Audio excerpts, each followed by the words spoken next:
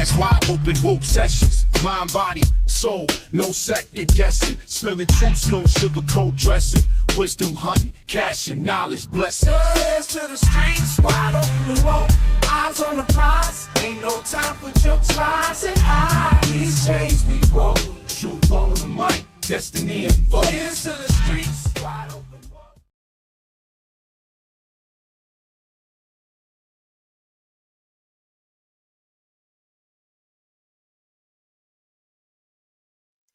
What up, though? Wide open woke family. Hey, how y'all doing this evening?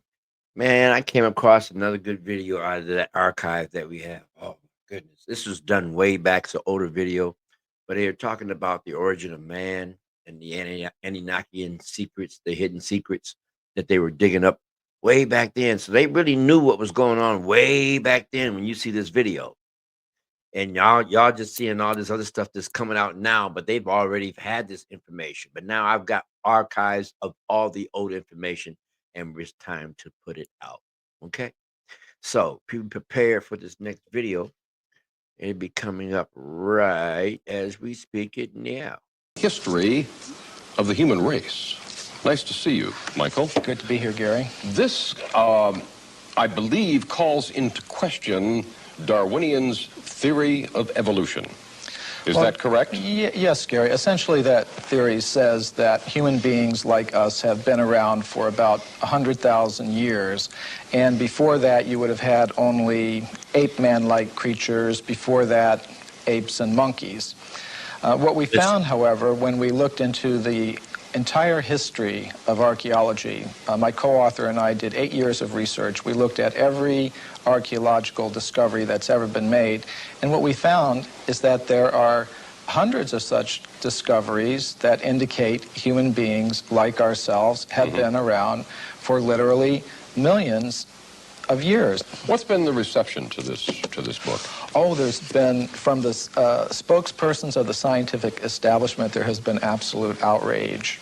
You referred to, in India, the Vedic literature? Well, yes, what is that? I was saying in the beginning that we do take our inspiration from these ancient Sanskrit writings of India. They're collectively called the Vedas. Among them are the Puranas. Purana is a Sanskrit word. It means history. Now, these histories tell of human civilizations on this planet going back millions of years. How do we know those are accurate? Well, that was our question, too. Richard Thompson and I, we thought, well, if there's any accuracy to those statements, there must be some factual evidence to back them up. Now, when we looked in the current textbooks, of course, we didn't find any such evidence, but we thought, well, let's look a little bit further. Practically speaking, archaeologists and anthropologists have buried almost as much evidence as they've dug up. In other words... Or perhaps overlooked? Cast aside? Well, yes, cast aside. And there have been some outright cases of suppression where people who have reported such things have had their careers ruined. You have talked in terms of the fact that scientists don't cheat. That's a myth. You say there's actual cheating going on. Oh, that's very well documented. For example, the Piltdown case is a very famous case that documents that. Now, what that has to do with is early in this century, there was a purported discovery of an ape man in England based on a skull and a jawbone. And this Piltdown ape man, was in the science textbooks for about 40 years. And then suddenly it was revealed that the British Museum had tested these fossils and determined that it was a very elaborate hoax.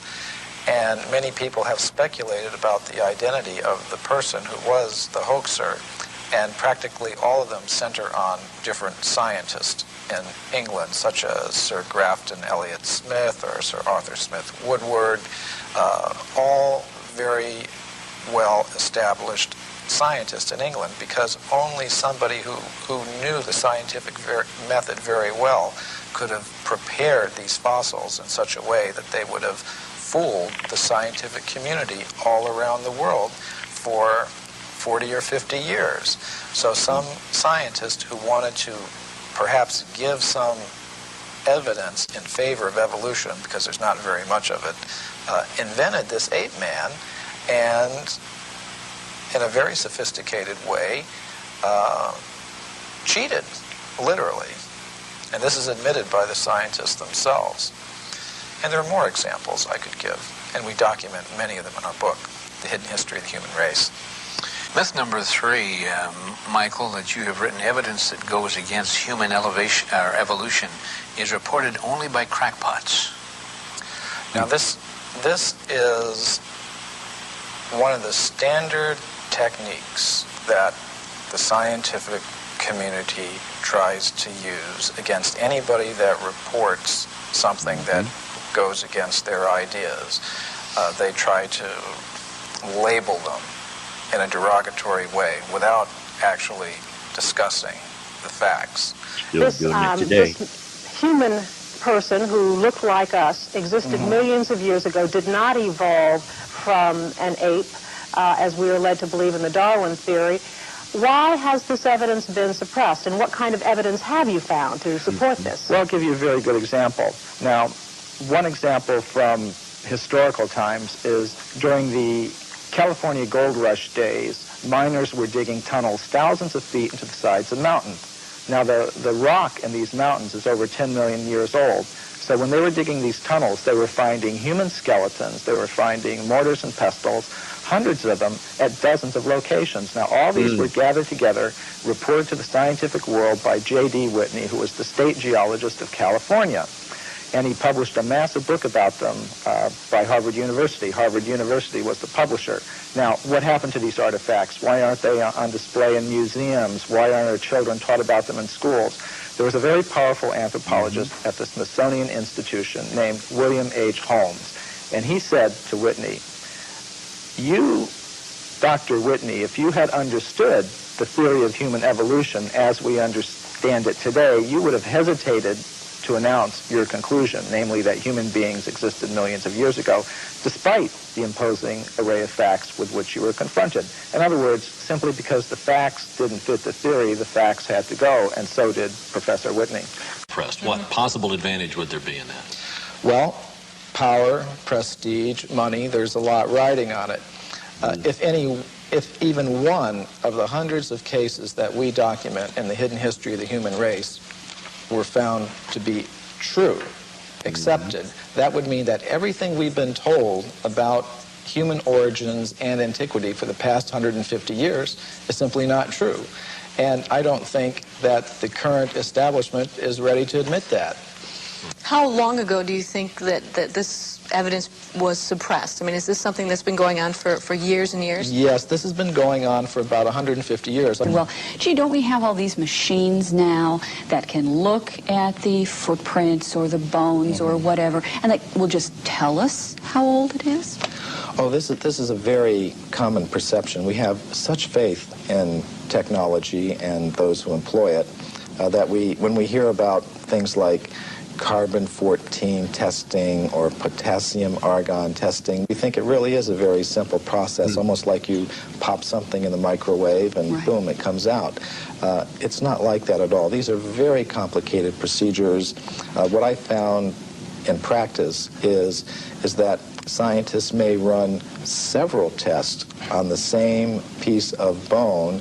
Some of the ages will be very great, some very small, and they will tend to pick the date to publish in their scientific literature that most fits the idea that they start out with about how old the fossil should be. Now that often happens. We've placed spokespersons from the scientific community on a little bit of a pedestal, and we may need to give them the same sort of treatment that we would give to spokespersons from other groups in society. I'm here, and doggone it, I want to get the information out. I want to get at the truth. I guess that's what it is. Why does Dr. Steen McIntyre feel the need to protect her artifacts from her more mainstream colleagues? Why are contradictory findings being met with contempt instead of excitement? Some researchers charge it's because these new findings would turn modern anthropology on its head. This is actually the subject of a presentation I shall be making in New Delhi to the World Archaeological Congress called Puranic Time and the Archaeological Record. And the concept of time that you do find in the Puranas is, in fact, cyclical. Now, what might one predict from that?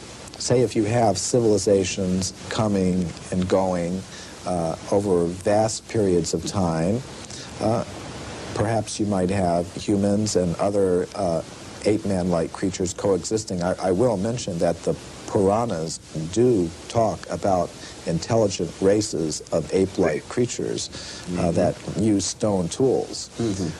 This is not an idea that came in with Darwin. It's been there for thousands of years. Now, what might one predict from that?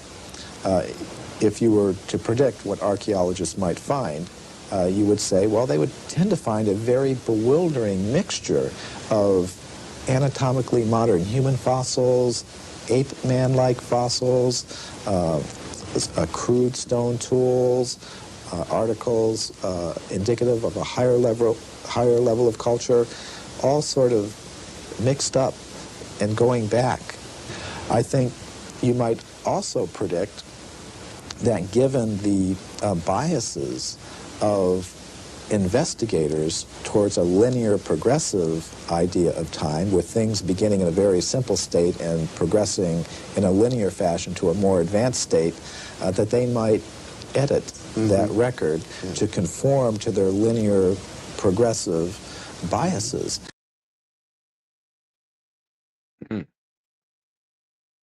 Wow. So you got to look at this. This thing came from a whole different perspective on this. They've been hiding this stuff for a long, long time. And this has been going on for a while. So be aware, fellas, ladies and gentlemen. We got a society there that's about to change up on us again. We have an upgrade coming March 21st. March 21st is an upgrade. It's between the 20th and the 21st. Be ready for the upgrade, people. Be ready for the upgrade. But yes, the control is real, people. The control is real. The hidden history of the human race. The hidden history. And it's already real. Go back and check it out. Check it out. You guys love to see that. But anyway, though, I haven't I had one or two people come in here, but that was about it. But I got to get hot on doing this live broadcast and stuff. So I'm gonna try it again. Probably tomorrow. Do the same thing. Just jump on Everyday Live and see what happens. All right. Peace, love, and light to everyone that's out there. And if you know of somebody that needs to wake up, that is stuck, and just give them a few nuggets so they can concentrate on and kind of align those nuggets with what's going on today, and then so they can see the connection and see that there is about to be a big change. But peace, love, and light to all. We'll talk to you at the next time. Peace. Howdy. Blast wide open woke sessions, mind, body, soul, no second guessing, spilling truths, no sugarcoat dressing, wisdom hunting, cash and knowledge blessing. Hands to the streets, wide open the road, eyes on the prize, ain't no time for jokes, lies and eyes. These days we roll, truth on the mic, destiny and vote. Hands to the streets.